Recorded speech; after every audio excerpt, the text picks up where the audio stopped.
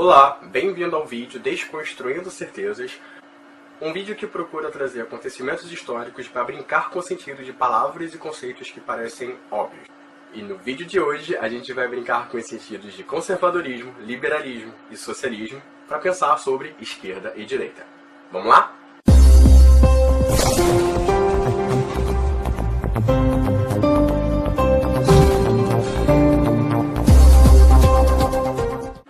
Apesar de direita e esquerda ser palavras que as pessoas estão falando que não podem ser mais usadas, eu acho que pode ser sim, porque faz parte do nosso cenário político.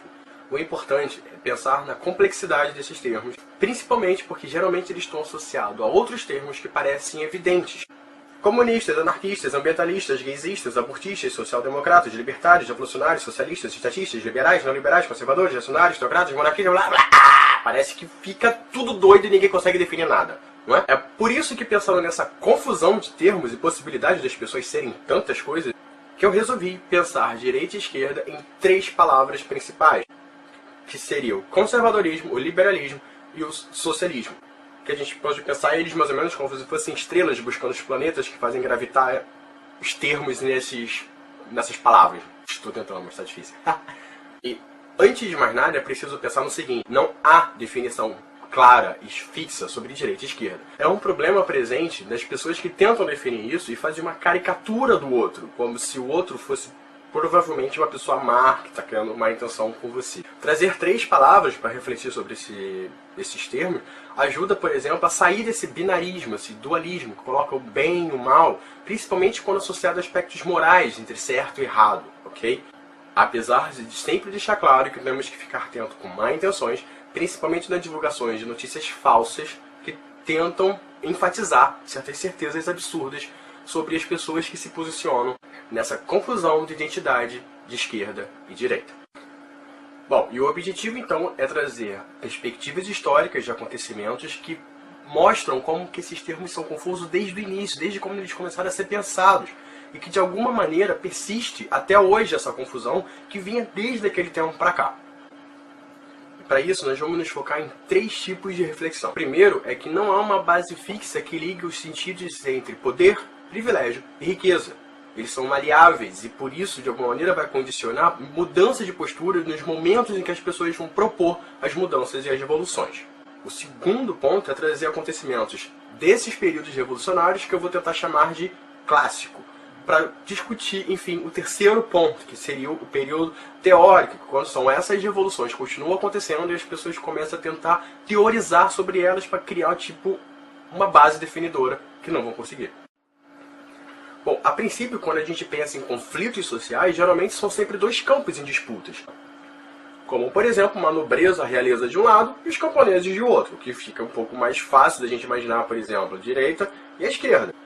Mas o que diferencia eles, basicamente, que seria hoje, por exemplo, uma definição econômica de riqueza, não é o mesmo, elas mudam. Poder, privilégio e riqueza nem sempre estão associados, porque pode ser concentração de terra, pode ser concentração de poder político, privilégios de acesso a certas condições para conseguir ter uma ordem. Enfim, isso não significa que nós estamos falando de pessoas mais ricas ou mais pobres. Isso significa que nós estamos falando de pessoas que têm acesso a algum tipo de poder e pessoas que não têm acesso a esse tipo de poder. Bom, essa confusão vai estar presente praticamente em todos os cenários históricos que diferencia a esquerda e a direita. É aí que, por exemplo, o período da Revolução Francesa é o clássico dessa caricatura, dessa divisão. Por quê? Porque quando os tais revolucionários se reuniram para fazer a Assembleia Constituinte da França, dentro dessa própria sala de reuniões que ficou mais ou menos marcado essa diferença entre esquerda e direita, entre as pessoas que queriam uma revolução mais extremada e as pessoas que queriam uma revolução mais moderada.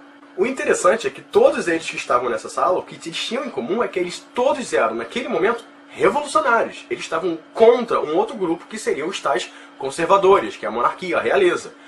Pois é, mas esses moderados que estavam, no caso, mais à direita dessa sala, eles começaram a se ver como conservadores, porque eles começaram a associar, por exemplo, as reformas liberais que eles estavam querendo com a manutenção de certos privilégios que eles tinham. Mas lembre, privilégio tem aquela confusão entre poder e riqueza, porque a nobreza, exatamente, não era rica. Quem era rica eram esses novos revolucionários moderados que estão fazendo a revolução. E é aí, por exemplo, que começa a surgir, dentre os próprios revolucionários, os conservadores, dentro da Revolução, que vai criar tipo essa figura presente até hoje do liberal econômico e conservador nos costumes. Um exemplo de um liberal conservador é o Edmund Burke, que começa a trazer em si o conceito de conservadorismo. E se a gente for pensar na própria história da Revolução Francesa, o que a gente tem é um momento bem revolucionário, que depois criam um imperador, que é o Napoleão, e no final o rei é restaurado, conservando tudo que tinha antes. E mais ainda, essa confusão vai trazer essa bizarrice de monarquia constitucional, que é um rei que fica dando tchau para as pessoas, mas não governa, porque era necessário manter essas estruturas da sociedade. Permitindo hoje a Inglaterra, que traz uma vanguarda de rock, punk, pessoas que vão querer transformar a sociedade, mas que depois ficam assim, dessa maneira, organizadinha, bonitinha, sendo condecorados como cavaleiros. Ou seja, de alguma maneira, quando a gente vê essa rainha bonitinha assim, dá vontade realmente de poder pensar na vovozinha, tomar um chazinho com ela. Bom, esse momento, que eu estou chamando de período clássico, é o momento da novidade, onde as coisas estavam começando a acontecer, tudo ao mesmo tempo. Revolução, república, constituição, revolucionários, ou seja, as pessoas não conseguiam definir-se. Se hoje as pessoas estão tendo confusão entre esquerda e direita, não pense naquele momento, estava tudo certinho, como as pessoas conseguiam definir. A gente vai ver que não, ficou cada vez pior. E aí que eu trago o segundo momento, que eu vou chamar de teórico, que é durante o século XIX, onde as revoluções continuam acontecendo, começam a surgir teorias para definir as formas de ação das pessoas nas revoluções. É aí que entra o terceiro termo, socialismo, nessa zona gravitacional entre conservadorismo, liberalismo e agora então o socialismo. E esse tal termo socialismo, derivado do social, que é uma preocupação que eu estava ocasionando com as pessoas, não era restrito da esquerda revolucionária. A Igreja Católica entrou nessa tentativa de amenizar os males sociais. Igreja Católica, o marco do conservadorismo do milênio.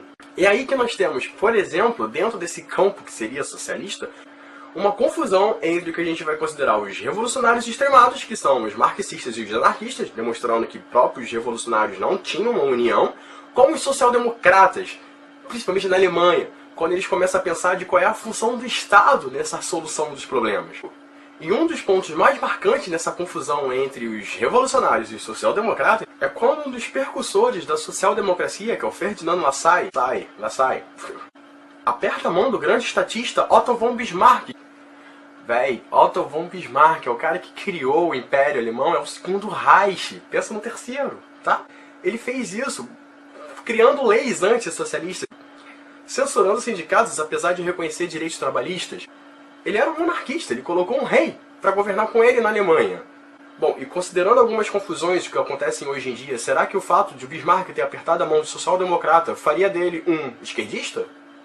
É por isso que, para tentar pensar nessa confusão entre esquerda e direita, eu estou tentando trazer esse terceiro ponto, que seria o conservador, pensando como se fossem estrelas, que têm forças gravitacionais diferentes dependendo do seu padrão ético e moral. E nessas diferenças de forças gravitacionais, essas estrelas, conservadorismo, liberalismo e socialismo, a gente pode ver, por exemplo, comunistas que eram contra as gays, ou, por exemplo, pessoas que tentam apoiar a justiça social, mas que ao mesmo tempo acabam indo para o liberalismo econômico, que justifica, por exemplo, o acúmulo ou não de privilégios. Lembrando que privilégio tem aquela confusão entre poder e riqueza. É isso, gente. Obrigado por assistir esse vídeo. Espero que tenha trazido algumas questões para a gente refletir sobre isso. Espero você na próxima. Bom, beijo.